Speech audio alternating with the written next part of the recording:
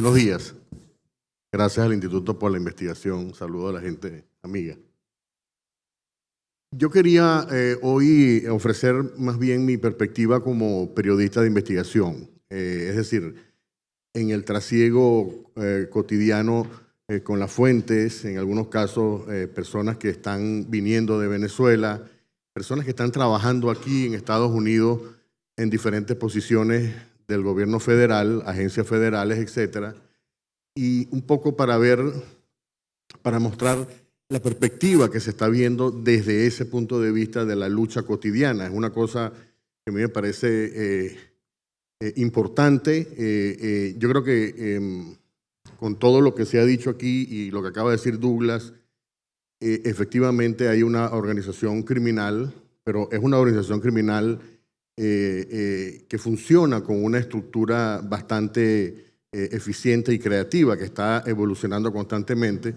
Y yo creo que esta organización criminal, el objetivo fundamental es procurar dinero, porque en el fondo estas revoluciones se están sosteniendo con dinero. Es decir, no hay las lealtades, por ejemplo, en el caso de Venezuela, probablemente en Cuba en algún momento fue ideológica las lealtades, pero en Venezuela, por ejemplo, y en otros lados, son lealtades al dinero, cuál es el pedazo de la torta que a mí me toca comer, y los militares, por ejemplo, en todas partes, los políticos. Es decir, hay una comprensión de que sin una estructura financiera muy eficiente, aquello se viene abajo, ¿no? Por un lado. Y luego la otra cosa interesante es que Estados Unidos probablemente tiene una cantidad de información sobre cómo opera esta red que resulta sorprendente. Es decir, por ejemplo, en el caso de cómo opera esta red efectivamente, que comienza con toda esta cocaína que se traslada desde Colombia, en algunos casos desde Bolivia en el pasado, y no sé si ahora, pero es posible. Luego, cómo se traslada, por ejemplo, a través de diferentes vías. Una cosa, por ejemplo, que no había ocurrido antes es cómo el cartel de Sinaloa particularmente está actuando activamente en Venezuela, en Colombia, por supuesto, en la frontera con Ecuador. Hay lugares donde están coordinando básicamente la logística de traslado, ¿no?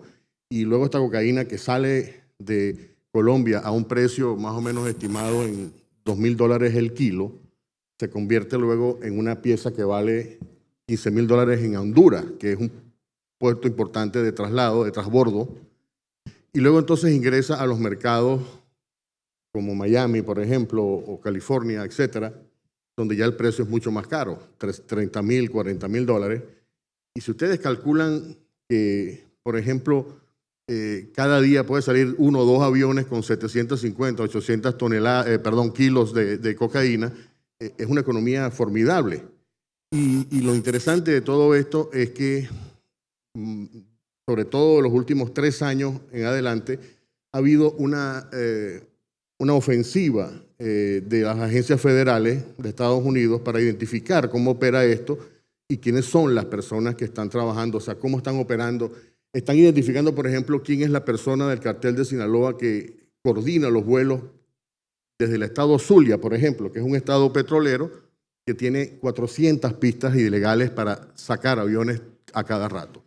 Por ejemplo, cómo opera el tema de, porque una cosa es el transporte de la cocaína y otra cosa es luego la recogida del dinero en uno de los mercados más importantes que es Estados Unidos. También hay otras rutas hacia Europa, hacia África Occidental, que de ahí se desperdiga hacia el Medio Oriente, pero solamente en la parte de Estados Unidos hay una infraestructura enorme que antes utilizaba digamos, las instalaciones y las empresas de PDVSA en Estados Unidos, pero como PDVSA está sancionada, entonces ya están utilizando otros medios, ¿no? Pero la cantidad, por ejemplo, hay agencias que están investigando compañías de carga en Miami y en otros lugares para trasladar el dinero en efectivo, ¿no?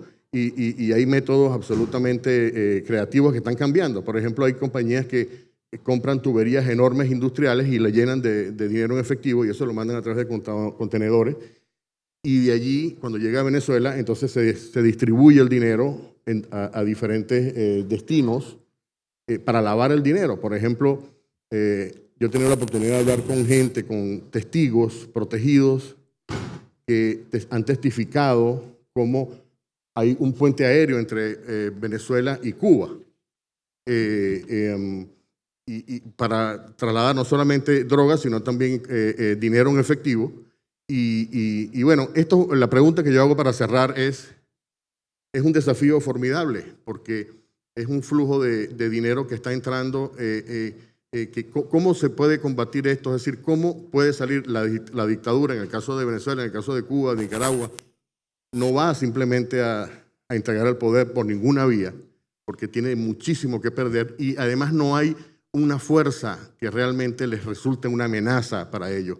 Yo creo que es un desafío. Estados Unidos tiene una cantidad enorme de información disponible. El tema es qué es lo que hay que hacer y yo creo que no es necesariamente o no es precisamente elecciones o cualquier tipo de acuerdo democrático, digamos, lo formal. Gracias.